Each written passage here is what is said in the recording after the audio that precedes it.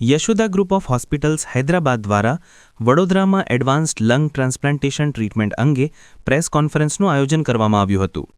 Yashoda group of hospitals Hyderabad, જે JCI અને NABS દ્વારા માન્યતા પ્રાપ્ત છે અને વિશ્વસ્તરીય દર્દી સેવા માટે પ્રસિદ્ધ છે, Yashoda group of hospitals Hyderabad દ્વારા વડોદરામાં એડવાન્સ્ડ લંગ ટ્રાન્સપ્લાન્ટેશન ટ્રીટમેન્ટ અંગે વડોદરામાં પ્રેસ કોન્ફરન્સનું આયોજન કરવામાં આવ્યું હતું, જેમાં લંગ ટ્રાન્સપ્લાન્ટેશન અને ક્રિટિકલ કેર સેવાઓ અંગે મહત્વપૂર્ણ માહિતી શેર કરવામાં આવી હતી.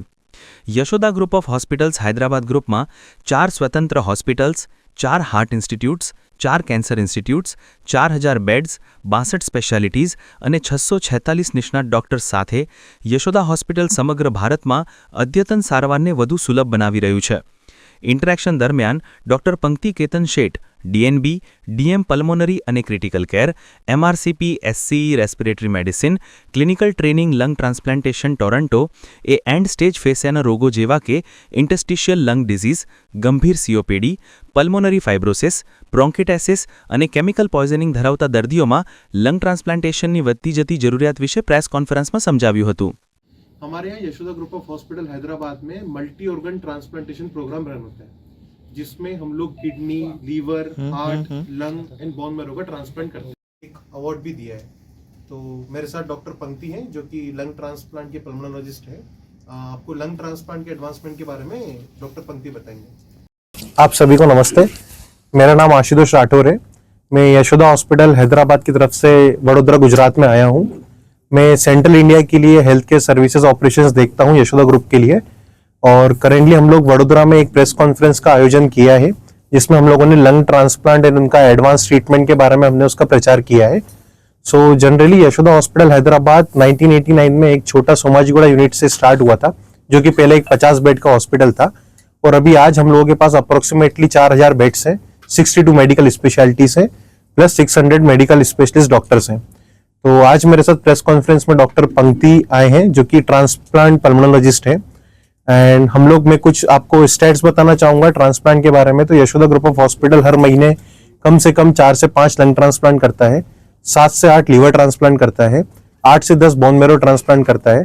तो क्योंकि हमारे पास डिसीज डोनर्स का नंबर बहुत अच्छा है, तेलंगाना में जो डिसीज डोनर्स हैं वो कंपेयर टू गुजरात में बहुत अच्छा है, इसलिए हम लोग लंग ट्रांसप्लांट का अवेयरनेस एक प्रेस के माध्यम से हम लोग जनरल पब्लिक को अवेयर करना चाह रहे हैं कि जो भी लंग के रिगार्डिंग डिसीजेस होता है उसका भी ट्रीटमेंट होता है, और लंग ट्रांसप्लांट के लिए यशोदा आप सबके लिए हाजिर है. कभी भी आप किसी जरूरत के लिए हम लोगों को संपर्क कर सकते हैं. मेरे साथ डॉक्टर पंक्ति है, जो कि लंग ट्रांसप्लांट सर्जरीज के बारे में और उनका ट्रीटमेंट एडवांसमेंट के बारे में बताएंगे.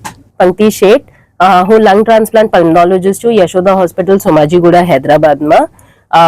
ક્લિનિકલ ટ્રેનિંગ મારી ટોરોન્ટો જનરલ હોસ્પિટલ કેનેડામાં થઈ છે, એના પછી હવે આપણે લંગ ટ્રાન્સપ્લાન્ટ યશોદામાં પ્રેક્ટિસ કરીએ છીએ.